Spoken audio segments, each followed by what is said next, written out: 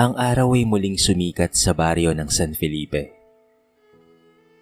Ngunit para kay Cassandra, tila isa na namang araw ng paghihirap ang sisimulan. Madilim pa lamang ay gising na ang kanyang mga magulang. Si Mang Inocencio, pait na lalaking sunog ang balat dahil sa sikat ng araw at sugatan ng mga kamay. Naghahanda ito ng mga gamit sa bukid. Si Aling Lolita naman, tahimik at maamong muka, ay abala sa pagluluto ng lugaw na may kaunting asin. Yon ang kanilang agahan. Sa maliit na barong-barong na yari sa pawid at lumang tabla, nagising si Cassandra, 15 taong gulang. May matalim na mga mata at tinig na may halong tapang at pagkadismaya.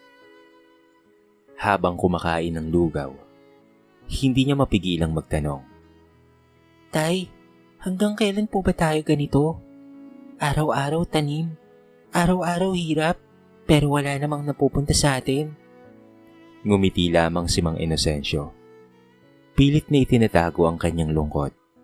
Anak, ganyan talaga ang buhay ng magsasaka. Ang mahalaga may Diyos na nakatingin sa atin. Ngunit hindi yon sapat para kay Cassandra. Diyos, bakit hinahayaan niya lang alipinin tayo ng mga Montemayor? Si Don Rodolfo, walang awa sa mga tulad natin. Kung minsan nga, parang mas mahal pa niya ang lupa kaysa sa tao. Cassandra, magtikil ka nga. Sabat ni Aling Lolita. Mahinahon ngunit may halong takot. Huwag mong bastusin ng mga may-ari. Mabait pa rin naman sila sa atin. Napahagalpak si Cassandra sa mapait na tawa. Mabait? Nay, kung mabait po sila, bakit pinapalayas nila ang mga magsasakang tulad natin? Hindi niyo po ba narinig si Mang Ben? May notice daw na ipapadala ang mga Montemayor. Aalisin na daw ang lahat ng nakikisaka. Tahimik na lumabas ng bahay si Mang Inocencio. Pilit na itinatago ang titig ng pagkabalisa. Alam niyang totoo ang sinabi ng kanyang anak. Ilang beses na silang pinagbantaan ni Don Rodolfo, lalo na't matanda na ito at gustong ipagbili ang mga lupain. Habang nasa bukid, natanaw ni Cassandra ang kanilang taniman. Ang mga palay ay tila nakayuko sa bigat ng hamog. At sa tuwing tumitingala siya, nasisilayan niya sa malayo ang malaking bahay ng mga Montemayor. Malapalasyong tirahan na tanging sa panaginip lamang niya maaaring maranasan. Ang mga katulad nila, pinanganak na may pilak sa bibig. Bulong niya sa sarili. Habang kami naman, may isang perasong lupa, kailangang pagtrabahuan ng dugo. Nang umuwi sila sa hapon, pagod na pagod si Mang Inocencio. Habang kumakain sila ng kamote sa hapunan, isang kapitbahay ang dumating. Si Mang Lando. Hingal na hingal ito. Pare, kumpirmado na. Si Don Rodolfo raw mismo ang magpapadala ng mga papeles bukas. Ipagbibili na ang lupa. Parang gumuho ang mundo ni Cassandra. Napatingin siya sa kanyang mga magulang. Umaasang may gagawin sila. Ngunit si Aling Lolita ay umuko lamang at tahimik na tumulo ang luha. Habang si Mang Inocencio naman ay tanging ito lamang ang nasabi. Bahala na ang Diyos. Ngunit para kay Cassandra, hindi yun sapat. Kung Diyos nga ang bahala, bakit hanggang ngayon ay alipin pa rin tayo?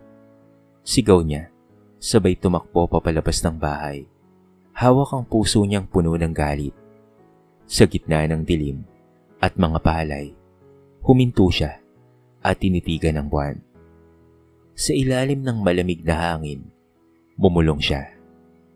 Darating ang araw mga Montemayor. Hindi habang buhay kayong nasa itaas. Lumipas ang ilang araw mula nang ipinamalita na ipagbibili na raw ang lupain. Ang bawat pamilya sa baryo ay balisa. Ang iba ay nagsimula ng mag-impake. Handang lisanin ang lupang kanilang inararo ng ilang dekada. Si Cassandra naman ay tila bulkan. Tahimik, ngunit sa loob niya ay naglalagablab ang galit. Isang umaga, habang nag-aalay ng tubig si Aling Lolita sa kanilang maliit na altar, biglang dumating si Mang Lando. Habol ang hininga at may dalang balita. Inocencio, Lolita, Cassandra, nabalitaan niyo na ba?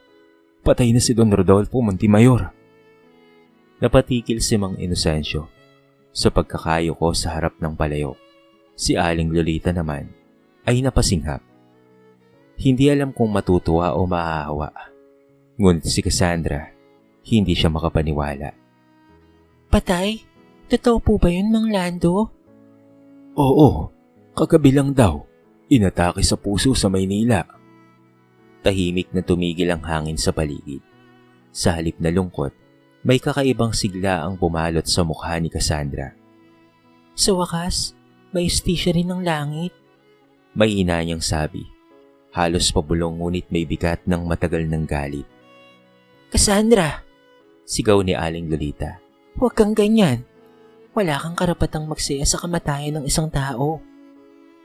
Pero Nay, hindi ba't siya ang dahilan kung bakit tayo naghihirap? Kung hindi dahil sa kanya, may lupa na sana tayo. Hindi ko siya kinamumuhian dahil masama akong tao.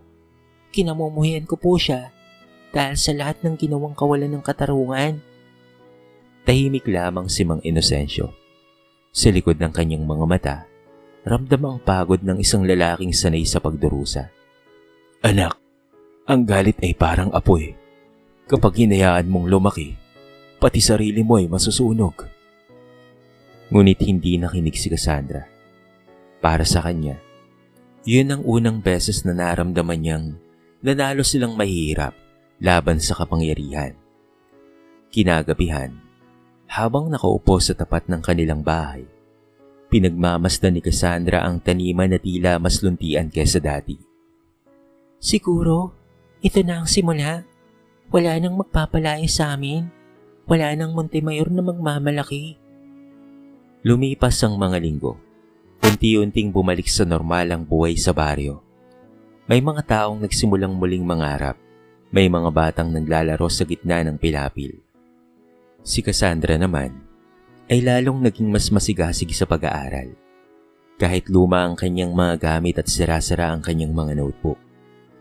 Nay, Tay, balang araw po, makakapagtapos po ako. Magiging guro po ako at hindi na tayo aasa sa mga Montemayor. Ngumiti si Aling Lolita, bagaman may halong pangamba. Sana nga anak, basta't wag mong kalimutang magdasal ha. Ngunit isang gabi, habang kumakain sila ng hapunan, may kumatok sa kanilang bahay. Ito ay si Mang Lando ulit. Ngunit ngayong gabi ay tila may mabigat na dala. Pare, kumakalat na naman ang balita. Ipinagbili na raw ng anak ni Don Rodolfo ang buong lupain, kasama ang sinasakahan ninyo. Nalaglag ang kutsarang hawak ni Cassandra. Ang siglang naramdaman niya noong namatay si Mang Rodolfo ay biglang napalitan ng matinding puot. Unti-unting namuo ang luha sa kanyang mga mata. Hindi totoo yan. Sigaw niya. Kakatapos lang ng lahat. Akala ko wala nang magtataboy sa atin. Tahimik lamang si Mang Inocencio. Alam niyang wala siyang magagawa. Sa mga ganitong laban, laging dehado ang mga mahihirap. Anak, mahinawan niyang sabi. Baka naman hindi pa penal. Baka may paraan pa. Huwag ka munang mag-alala. Ngunit si Cassandra ay parang nasaraan ng loob. Paraan? Ilang beses na tayong umasa, Tay. Ilang beses na tayong nagsabing bahala na ang Diyos. Pero nasaan siya? Lagi na lamang tayong inaapi. Lagi na lamang tayong binabaliwala. Lumapit si Aling Lolita. Pinisil ang kamay ng kanyang anak. Anak, huwag mong lapastanganin ng langit. May dahilan ng lahat. Alam kong may gagawin ng Diyos. Dahilan? Nay, anong dahilan ng meron para ipagpatuloy ang ganitong buhay? Ang hirap, ang gutom, ang kawalan ng katarungan. Lahat yan, dahilan ng mga Montemayor. Kung totoo mang may Diyos, bakit pinapayagan niyang alipinin tayo ng mga mayayaman? Tumayo siya, binuksan ang pinto, at lumabas ng bahay. Habang naglalakad sa palayan, nararamdaman niyang parang siya na lamang ang lumalaban. Ang mga palay na dati niyang hinahangaan, ngayon tila paalala ng kanilang pagkaalipin. Naalala niya ang pangarap niyang maging guro. Paano pa yun matutupad kung mawawala na sila ng tirahan? Ang bawat butil ng bigas na kanilang inaani, ang bawat pawis ng kanyang ama, lahat ay mapupunta sa iba. Napatigil siya sa gitna ng taniman, pinunasan ng kanyang luha, at tinitigan ng langit. Hindi po ako papayag na ganito na lang. Hindi ako magiging tulad ni nanay at tatay na puro pagtitiis at katahimikan na dasal. Lalaban ako, kahit ako lang. Sa kanyang puso, may tumubong matinding apoy. Hindi lamang isang galit, kung hindi matinding paghahangad na patunayan ng kanyang sarili. Ngunit hindi niya alam na ang apoy na iyon ang siyang magiging daan upang mabuksan ang lihim na matagal nang nakatago sa lupain iyon. Nang gabing iyon, habang tulog na ang kanyang mga magulang, tumingin siya sa larawan nilang tatlo sa dingding. Balang araw, Bulong niya. hindi na tayong magsasaka sa lupa ng iba. Balang araw, ipaparamdam ko sa kanila kung gaano kasakit mawala ng tahanan. At sa pagdilim ng gabi, sinamahan siya ng liwanag ng buwan. Tahimik ngunit tila saksi sa bagyong paparating. Isang hapon ng tag-ulan. Ang langit ay tila nagbabadya ng bagyong kasabay ng bigat ng loob ni Cassandra. Nakaupo siya sa ilalim ng kanilang lumang bubong, habang pinagmamasdan ng patak ng ulan na bumubuo ng maliit na lawa sa putikang paligid. Sa loob ng bahay, abala si Mang Inocencio at Aling Lolita sa paghahanda ng hapunan. Kamoting nilaga at pati na rin kape. Tahimik ang lahat nang biglang may tumigil na puting sasakyan sa labas ng kanilang barong-barong. Ang ingay ng makina ay tila banyaga sa baryong iyon. Mula sa loob ng sasakyan, bumaba ang isang lalaking nasa 50 gulang na. Maayos ang pananamit, ngunit baka sa mukha ang lungkot. May suot siyang relo na halatang mamahalin, ngunit ang mga mata niya ay puno ng pagod. Magandang hapon po. Magalang nabati ng lalaki habang hawak ang payong. Sila po ba si Mang Inocencio at Lolita? Nagkatinginan ng mag-asawa. Si Aling Lolita ang unang lumapit. May halong kaba. Opo, kami po yon. Sino po sila, Ginoo? Ngumiti ang lalaki. Bahagyang nanginginig ang tinig. Ako po si Philip Montemayor. Halos mabitawan ni Mang Inocencio ang hawak na tasa ng kape. Napatda siya. Montemayor? Mahinang ulit ni Aling Lolita habang napatingin sa anak na nasa loob ng bahay. Nagkibit balikat si Philip, marahang tumango.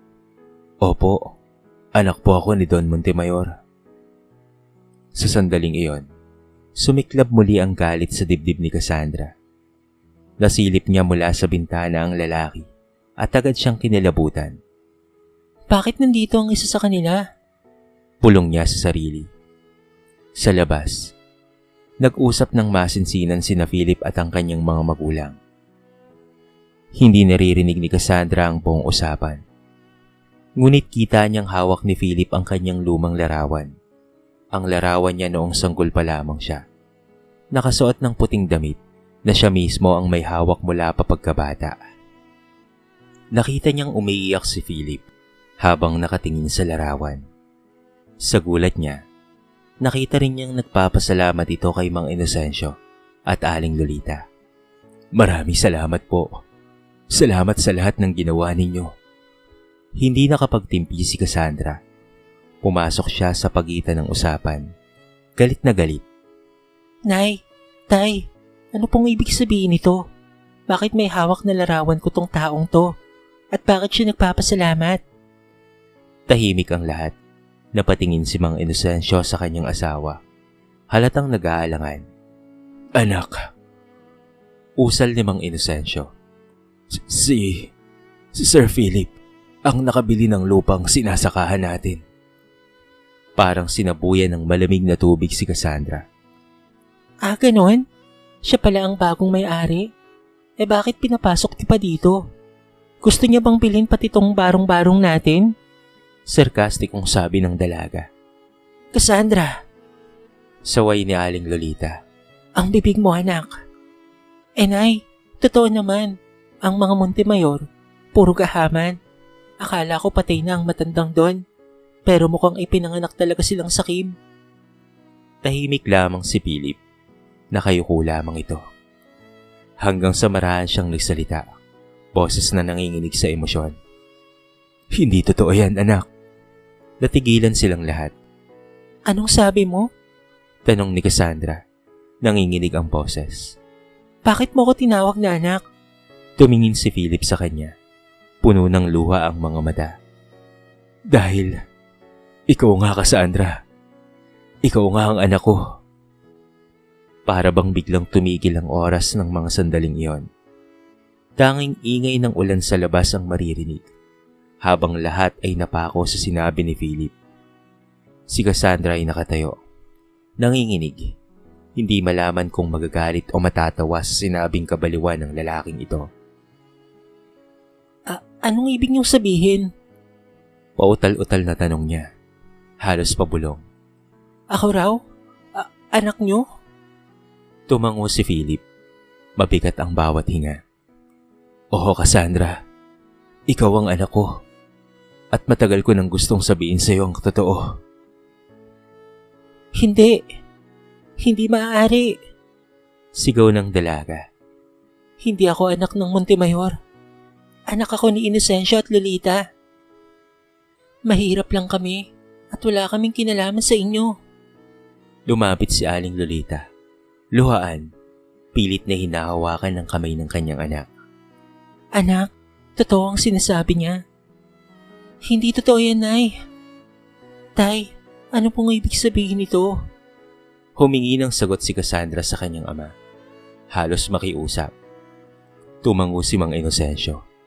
Baka sa mukha ang bigat ng katotohanang matagal na nilang itinago. Tahimik lamang si Philip bago nagsimulang magsalita. Noong bata pa ako, may minahal akong babae. Si Marian. Hindi siya galing sa mayamang pamilya. Isa lang siyang dalagang nagtatrabaho sa palengke. Mahal na mahal ko siya, Cassandra. Pero galit ang ama ko sa kanya dahil mahirap lamang siya. Sinabi niyang kapag ipinagpatuloy ko ang relasyon namin, ipapadala niya ako sa ibang bansa at ipapahamak si Marian. Napatigil siya. Pinunasan ng luha. Tumakas kami, anak. At doon kay pinaglihin ng nanay mo. Pero nang ipinanganak ka niya, nanghina siya. At hindi niya na nakayanan pa. Kaya namatay siya pagkatapos kang iluwal. Napasinghap si Cassandra. Napakapit sa dibdib. Hindi totoo yan. Mahina niyang bulong. Nais kitang ipaalaga noon, pero wala akong magawa. Kung nalaman ng ama ko, ipapadala ka niya sa malayo. Kaya kinausap ko sina Inocencio at Lolita. Sila ang mga tapat naming manggagawa noon.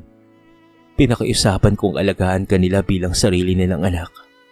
Kapalit ng pagpahayag kong gamitin nila ang lupa nang walang bayad habang ako'y nagtatago sa Maynila. Humagulgol si Aling Lolita. Anak, gusto sana naming sabihin sa noon pa. Pero natatakot kami. Natatakot kami na baka kunin ka sa amin. Hindi makapaniwala si Cassandra. Ang lahat ng galit na itinanim niya sa mga Montemayor ay biglang bumaliktad sa isang iglap. Siya pala ang isa sa kanila. Ang apelidong kinakasuklaman niya, sa kanya pala yon. Bakit ngayon niyo lang sinabi? Humahagulgol niyang tanong. Bakit ngayon? Nung halos kapuotan ko na ang buong pangalan ninyo. Lumapit si Philip. Marahang hinawakan ang kamay ng dalaga. Dahil ngayon ko lang nagawang harapin ang nakaraan, anak. Noon, natatakot ako. Naging duwag ako, inaamin ko yon. Hinayaan kong palitan ng takot ang pagiging ama ko. Pero mula nang mamatay ang aking ama, Gusto ko nang itama ang lahat. Kaya ako binili ang lupang sinasakahan ninyo para hindi kayo mapaalis. Para maibalik sa inyo ang dapat sa inyo. Tahimik ang buong bahay. Umiiyak si Cassandra. Hindi dahil sa galit, kung hindi dahil sa gulong hindi niya kayang intindihin. Ang mga kamay ni Aling Lolita ay nanginginig habang pinupunasan ng luha ng anak na minahal nilang parang sariling dugo. Sa wakas, tumingin si Cassandra kay Philip. Basang-basa ng luha ang mga mata. Kung totoo man po ito, bakit po ako? Bakit ako ang kailangang mamuhay sa paghihirap habang kayo ay nasa karangyaan? Dahil minsan, sagot ni Philip, humahaplo sa buhok niya. Ang pag-ibig at pagsasakripisyo ay hindi palaging patas, anak. Pero totoo yan. Ikaw ay aking anak. At matagal ko nang pinapangarap na makasama ka. At doon ay tuluyan nang ang bumigay ang luha ni Cassandra. Ang galit na bumabalot sa kanya sa loob ng maraming taon ay napalitan ng sakit, ng tanong at ng unti-unting pag-unawa. Makalipas ang ilang sandali, tahimik ang buong bahay. Tanging tiktak ng ulan sa bubong ang maririnig. Si Cassandra ay nakaupo sa isang sulok. Luhaan, habang pilit na inuunawa ang mga salitang kanina lamang ay parang mga palasong tumama sa kanyang puso. Hindi siya makapaniwala. Ang lalaking kinamuhian niya, ang apelidong Montemayor na kanyang isinumpa, yun pala ang dugo na dumadaloy sa kanyang mga ugat. Tahimik siyang nilapitan ni Philip, dala ang isang lumang kahon. Maingat niya itong binuksan at inilabas ang ilang lumang litrato, mga papel, at isang maliit na kwintas na may nakasabit na larawan ng isang babae. Ito si Marian, ang nanay mo, anak, mahina niyang sabi, sabay abot ng larawan kay Cassandra. Sa litrato, isang magandang babae na may mabait na ngiti at mga matang tila puno ng kabaitan ang nakatingin sa kanya. Kamukhang kamukha mo siya, anak, noong kabataan niya, patuloy ni Philip habang nanginginig ang boses. Pinagmasdan ni Cassandra ang larawan. Ramdam niya ang biglang pag-init ng kanyang dibdib. Isang damdaming tila matagal nang nawala. Bakit? Bakit hindi ko man lamang siya nakilala? Tanong niya habang nanginginig. Pasensya ka na, anak. Hindi ko ginustong mawala siya ng maaga. Namatay siya. Natakot akong tanggapin sa mundo ang anak ng isang mahirap. At yun ang kasalanan kong daladala araw-araw. Akala ko noon, kapag iniwan kita sa mabubuting kamay, ligtas ka na. Pero hindi ko alam, habang pinuprotektahan kita, pinapahirapan pala kita. Tahimik lamang si Mang Inocencio at Aling Lolita habang pinagmamasdan silang dalawa. Wala silang bahid ng pagsisisi. Tanging lungkot at awa para kay Cassandra lamang. Anak, sabi ni Aling Lolita, kahit pa hindi ka namin kadugo o tunay na anak, minahal ka namin na higit pa sa sarili naming buhay. Wala kaming itinagong galit kahit kailan. Napahagulgol si Cassandra.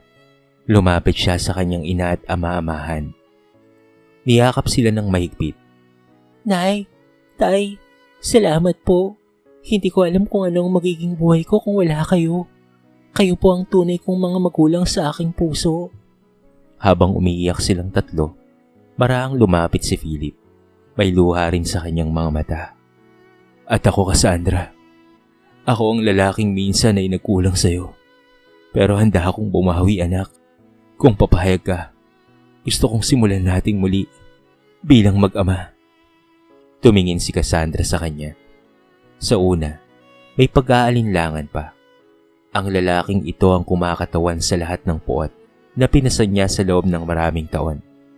Ngunit sa kanyang puso, may tinig na bumubulong na minsan, ang kapatawaran ay hindi kahinaan, kung hindi katapangan. Lumapit siya at niyakap si Philip, mahigpit. Tuluyan nang bumuwas ang luha nilang dalawa.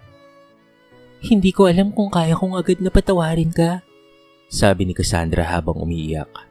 pero gusto kong subukan. Siguro, yun ang paraan para mapalaya ko rin ang sarili ko. Ngumiti si Philip, puno ng pasasalamat. Hindi ko hinihiling nakalimutan mo ang nakaraan, anak. Ang gusto ko lang, bigyan mo ko ng pagkakataong bumawi. At sa unang pagkakataon, naramdaman ni Cassandra ang kapayapaang matagal na niyang hinahanap. Hindi bilang anak ng mga magsasaka, hindi rin bilang anak ng mayaman, kung hindi bilang anak na muling natutong magmahal at magpatawad. Lumipas ang ilang buwan, matapos ang pagbubunyag ng katotohanan. Unti-unti nang nagbago ang takbo ng buhay ni Cassandra. Ang dating galit at hinanakit na nakagapos sa kanyang puso ay napalitan ng pag-asa at katahimikan. Hindi naging madali ang lahat. May mga gabi pa ring umiiyak siya. Iniisip kung papaano siyang lalakad sa pagitan ng dalawang mundong tila magkalayo. Ang mundo ng mga mahihirap na kanyang kinalakihan at ang mundo ng mga mayayamang Montemayor na kanyang kinasusuklaman noon. Ngunit natutunan niyang tanggapin ang katotohanan na ang pagkatao niya ay hindi kailangang ikulong sa alinman sa dalawang iyon. Dahil siya si Cassandra, anak ni namang Inocencio at Aling Lolita sa puso, at anak rin ni Philip Montemayor sa dugo. Isang umaga, habang abala siya sa pagtulong sa pagsasaka, tumating si Philip sa bukid. Hindi na ito ang dati niyang nakikita sa kanyang isip na maayos manamit at mayabang na Ginoo. Sa halip, nakasuot siya ng simpleng kamisa, may putik sa sapatos at bitbit ang isang batya ng punla. Para bang ang lahat ng mga maling katangian ng iniisip niya sa Ginoo ay bigla na lamang nawala. Marunong ka bang magtanim? Tanong ni Cassandra habang nakangiti. Hindi pa, sagot naman ni Philip, sabay ngiti sa kanya. Pero gusto kong matutunan, anak. Sabi nila, dito mo raw mararamdaman ang tunay na halaga ng bawat butil ng bigas. Napangiti si Cassandra. Sa unang pagkakataon, nakita niya ang kanyang ama bilang tao, hindi bilang mayaman, hindi bilang Montemayor, kung hindi bilang isang amang marunong yumuko para matutong magmahal.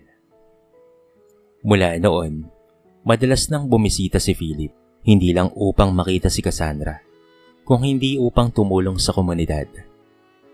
Ibinigay niya ang mga lupang naisa ng ipagbili noon at ibinalik sa mga magsasaka ang karapatan sa kanilang sinasaka. Isa-isa at unti-unti, muling bumalik ang pag-asa sa mga mamamayan ng baryo. Para bang binago ni Philip Montemayor ang imahe ng kanyang amang si Don Rodolfo Montemayor. Kabaliktaran sa ugaling ipinapakita nito. Isang gabi, habang nakaupo si Cassandra sa ilalim ng bituin, lumapit si Philip at iniabot ang isang sobre. Ano po ito? Tanong ng dalaga. Ito ang scholarship certificate mo, anak. Sagot niya. Kapag nagkolehiyo ka na, alam kong gusto mong mag-aral, kaya gusto kong tulungan ka. Pero tandaan mo, hindi ito kabayaran sa anumang nagawa kong mali, ha? Ito ay regalo ng isang ama sa anak na pinakamatapang kong nakilala. Naluha si Cassandra. Maigpit niyang niyakap ang kanyang ama. Salamat po, mahina niyang sabi. Lumapit si namang Inocencio at Aling Lolita. Sabay sabing, Anak, kung nasaan man si Nanay Marian mo, siguradong masaya yun ngayon sa'yo. Sa araw ng pagkaan, nagtipon ang lahat sa bukid. Masiglang nagtutulungan ng mga tao. Si Cassandra habang nakatingin sa gintong palay na parang alo ng pag-asa, ay napangiti. Sa isip niya, ito ang bunga ng pag-ibig, ng katapangan, at ng kapatawaran. Habang tumataas ang araw, napatingala siya sa langit. Salamat po, Panginoon ko. Bulong niya. Patawad po sa lahat ng mga nasabi ko noon. Ngayon ko lang tunay na naintindihan po ang lahat na ang lupaing ito ay hindi lamang sakahan kung hindi paalala na anumang sakit o galit kapag tinanim ng pagmamahal, aani ng kapayapaan. 10 taon nang lumipas matapos mabunyag ang katotohanan patungkol sa pagkatao ni Cassandra. Ang dating maralitang dalaga na puno ng galit sa apelidong Montemayor ay ngayon ganap ng profesional, isang accountant sa kumpanya ng kanyang ama na si Philip Montemayor. Tuwing papasok siya sa opisina, hindi pa rin mawala ang kakaibang pakiramdam. Ang halong kaba at saya na makatrabaho ang lalaking minsan naging estranghero sa kanyang buhay. Ngunit ngayon, hindi na galit ang bumabalot sa puso niya. Sa halip, naroon na ang paggalang at pagtanggap, bunga ng mahabang proseso ng pagpapatawad. Ang dating mapagmataas na kumpanya ng Montemayor Group ay nagbago na rin sa pamamagitan ng pamumuno ni Philip at sa tulong ng kanyang anak na si Cassandra. Isinagawa nila ang mga programang tumutulong sa mga magsasaka at pati na rin sa mga kabataan. Ipinaglaban ni Cassandra na magkaroon ng Montemayor Foundation, isang proyekto na nagbibigay ng libreng edukasyon at suporta sa mga anak ng mga katulad nilang dati ay nakikisaka lamang. Ngunit kahit gaano kataas ang narating niya, nanatiling mapagpakumbaba si Cassandra.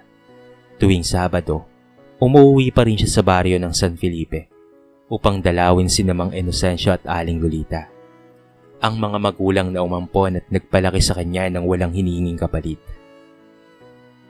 Anak, hindi mo na kailangang lagi pang umuwi rito. Alam naming abala ka sa trabaho mo, sabi ni Aling Lolita. Minsang nagluto ito ng paborito ni Cassandra na ginataang langka. Ngumiti lamang si Cassandra. Nay, kahit maging presidente pa ako, uuwi at uuwi pa rin po ako dito. Dito po ako natutong magmahal. Dito po ako lumaki. Kayo pa rin po ang tahanan ko at ang mga magulang ko. Tahimik lamang si Mang Inocencio. Nakatingin sa anak na ngayoy profesional na babae. Ang taas na ng narating mo, anak, sabi niya. Pero mas nakikita ko sa iyo ngayon ang kababahaang loob. Hindi ka nagbago, anak. Salamat po, Tay, sagot ni Cassandra, sabay yakap sa mga magulang. Kung wala po kayo, baka hindi ko po natutunang magmahal ng totoo. Masaya silang nagyakap-yakap sa maayos at maganda na nilang tahanan. Hindi na ito barong-barong, sapagkat ipinagawa sila ni Cassandra ng maganda at maayos na matitirhan. Nang gabing iyon, dumating si Philip sa baryo, hindi bilang amo, kung hindi bilang simpleng ama na gustong makasalo ng pamilya sa pagkainan.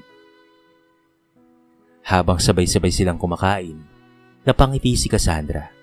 Sa unang pagkakataon, magkakasama sa isang lamesa ang dalawang mundong dating magkalaban. Ang mayaman at ang mahirap, ngayon ay pinag-isa ng pag-ibig at pag-unawa. Pagkatapos ng hapunan, lumabas siya sa labas ng bahay at tumingin sa mga bituin. Inay Marian, bulong niya sa hangin. Nagawa ko na po. Hindi po ako napariwala sa galit. Sa halip, ginamit ko yun para magmahal ng mas totoo. Habang sumasayaw ang hangin sa mga dahon ng palay, ramdam niya ang kapayapaan. Ang dating lupaing puno ng takot at pangapi, ngayon ay saksi sa bagong simula, ng pagkakaisa, ng pagbangon, at ng isang pusong matatag. Ngayon alam na ni Cassandra ang tunay na kahulugan ng yaman. Hindi ito pera o pangalan. Kung hindi puso na marunong magpasalamat si pinanggalingan at magbahagi sa nangangailangan. Sa kwentong ito ay napakarami nating mapupulot na aral. Ang galit ay apoy na unti-unting sinusunog ang ating puso. Ngunit ang kapatawaran ay ulan na siyang nagbibigay buhay sa ating kaluluwa. Ang tunay na kagandahan ng buhay ay hindi sa pamamagitan ng kayamanan o apelyido, kung hindi sa kakayahan nating magmahal kahit tayo ay nasasaktan o kahit tayo ay nasaktan, at magpatawad kahit merong dahilan para magalit. Dito na po nagtatapos ang ating maiksing kwento sa araw na ito. Sana po ay nagustuhan nyo at sana po ay kinapulutan nyo ng maraming aral. Kayo mga kabarangay, anong masasabi nyo sa ating kwento? I-comment nyo naman po sa baba ang inyong mga reaksyon at babasahin natin ang lahat ng yan. I-comment nyo na rin kung taga saan kayo para naman malaman ko kung hanggang saan nakaabot ang video na ito. Paki-like and share na rin ang ating kwento para mapakinggan rin ng iba. At kung bago ka pa lamang sa ating channel, baka naman pwedeng pakihit ang subscribe button at bell notification button para palagi kang updated sa mga bago nating upload na katulad ito. So paano mga kabarangay? Hanggang sa muli, thank you so much and peace out!